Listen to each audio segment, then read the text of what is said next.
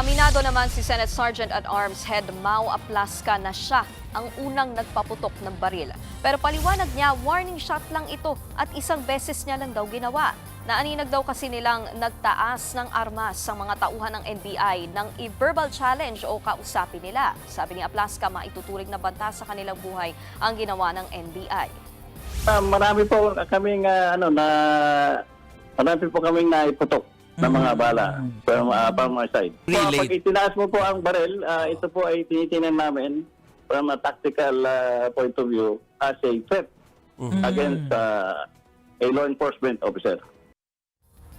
Sinisi niya rin si NBI Director Melvin Matibag na hindi raw nakipag-coordinate sa kanila. Ayon kay Aplasca, nakapasok pa rin ang NBI agent sa Senate premises kahit sa GSIS lang sila pinagbantay. Nakakapagtaka naman na noong si Senator Soto po ang Senate President, nag-coordinate po sila. Nung pumalit po si Senator Cayetano, wala namang problema eh. For a professional public servant, it is but proper for him to extend due courtesy kung meron siyang gagawin sa property o sa area ng isang may bahay o may-ari ng bahay.